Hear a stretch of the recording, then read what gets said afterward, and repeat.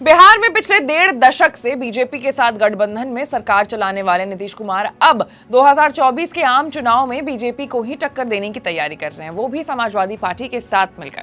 अब नीतीश कुमार कुर्मी समुदाय के इकलौते सीएम हैं और कुर्मी समुदाय में उनका बहुत बोलबाला है। मीडिया रिपोर्ट्स और राजनीतिक विश्लेषकों की अगर माने तो नीतीश कुमार का ये कदम 2024 के चुनाव में बीजेपी के खेमे में सेंध लगाने का काम कर सकता है। लेकिन कैसे?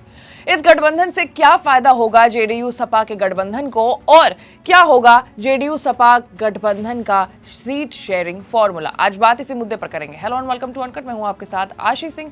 लेकिन खबर में आगे बढ़ने से पहले आपको चैनल को सब्सक्राइब करके बेल आइकन हिट करना होगा। 2024 में आम चुनाव है और बड़ी से लेकर छोटी पार्टी सभी पार्टियों ने अपने एक्शन प्लान के बारे में अभी से सोचना शुरू कर दिया और इसी क्रम में बिहार में सरकार चला रहे नीतीश कुमार की पार्टी जेडीयू अब यूपी के मुख्य विपक्षी पार्टी समाजवादी पार्टी के साथ गठबंधन करने की तैयारी कर रही है। आपको बता दूं कि बिहार में एनडीए की सरकार बनाने के ठीक 2 साल बाद नीतीश कुमार ने बीजेपी से गठबंधन तोड़कर लालू यादव की पार्टी आरजेडी के साथ गठबंधन करके सरकार बना लिया है और 2024 के मद्देनजर नीतीश और अखिलेश आगे की रणनीति तैयार कर रहे हैं। सवाल यहाँ यह है कि जेडीयू के साथ गठबंधन करने से सपा को क्या फायदा हो सकता है और इस गठबंधन से जेडीयू को क्या मिलेगा?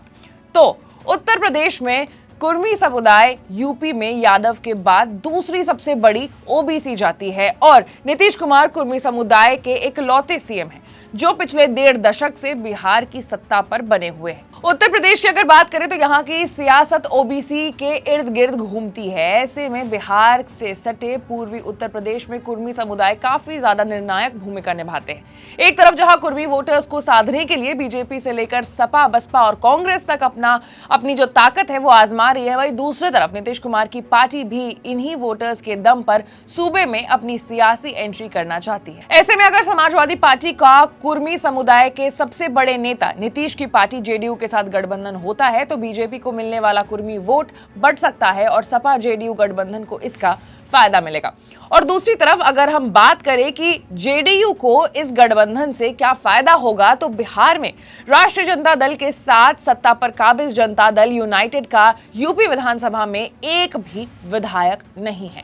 हालांकि अगर ये पार्टी सपा के साथ गठबंधन करती है तो इसका साफ कारण ये है कि जेडीयू यूपी में अपनी जमीन तलाशने के लिए लोकसभा चुनाव में सपा का सहारा ले रही है। इसके अलावा पिछले कुछ लोकसभा चुनाव में सीएम नीतीश का नाम पीएम मटीरियल के तौर पर भी सामने आता रहा है। जेडीयू इस बात से भी अच्छी तरीके से वाकिफ है कि पीएम का तख्त मिलने का रास्ता 80 लोकसभा सीटों वाले यूपी में मजबूत दखल देने से आसान हो जाएगा। यही कारण है कि कई लोकसभा चुनाव में मतदाताओं से गच्चा खा चुकी जेडीयू इस बार समाजवादी पार्टी का सहारा लेकर यूपी की लोकसभा सीटों में जीत का विकल्प तलाशने में जुट गई है। अब बात करते हैं सीट शेयरिंग के बारे में कि अगर जेडीयू सपा का गठबंधन होता है तो सीटों का बंटवारा कैसे होगा, क्योंकि यूपी में सपा पहले से ही आरजेडी के साथ गठबंधन में है। यूपी के 80 सीटों में यह फैसला करना अहम होगा कि जेडीयू सपा आपस में बंटवारा कैसे करती है, क्योंकि सपा का आरजेडी से राजनीतिक रिश्ता तो है ही है, साथ ही साथ पारिवारिक रिश्ता भी है। और अगर जेडीयू को सीटें मिलेंगी भी तो कहां से? पूर्वांचल से, क्योंकि वहां के जिले बिहार से सटे हुए हैं। लेकिन पूर्वांचल की कुछ सीटों में सपा की अच्छी पैठ है। अब ज्यादा से ज्यादा ये हो सकता है कि नीतीश और अखिलेश के गठबंधन से पूर्वांचल में जो कुर्मी समाज के लोग हैं उनका वोट इस गठबंधन को मिल जाएगा। तो क्या यूपी में जेडीयू सपा का गठबंधन बस शोशेबाजी है या फिर वाकई कुछ रणनीति है? इस बात का पता तब चलेगा जब जेडीयू सपा गठबंधन के बीच सीट बंटवारे की बात होगी। साथ ही साथ पश्चिमी यूपी में सपा और आरएलडी के साथ गठबंधन भी है और बाकी पूर्वांचल और प्रयागराज, प्रतापगढ़, कौशाम्बी जैसे जिले के कुर्मी वोटर्स के लिए सपा का गठबंधन कृष्णा पटेल वाली अपना दल के साथ है, जहां थोड़ी सी इनसिक्योरिटी अनुप्रिया को भी हो सकती है। जैसे कि हम जानते हैं कि उत्तर प्रदेश की सियासत ओबीसी के इर्द गिर्द घूमती है। सूबे में यादव के बाद दूसरी ओबीसी में सबसे बड़ी आबादी कुर्मी समाज की है। राज्य में इनकी संख्या लगभग 6% है और साल 2014, 17, 19 और साल 2022 के नतीजों को देखने से ये पता लगता है, ये कहना गलत नहीं होगा कि अपना दल एस की अध्यक्ष अनुप्रिया पटेल इस कुर्मी समाज की एक बड़ी नेता के रूप में उभरी हैं। इन चुनाव में अनुप्रिया की पार्टी अपना दल राज्य की तीसरी सबसे बड़ी पार्टी बनकर सामने आई और बीएसपी और कांग्रेस को भी सीटों के मामले में पछाड़ दिया है।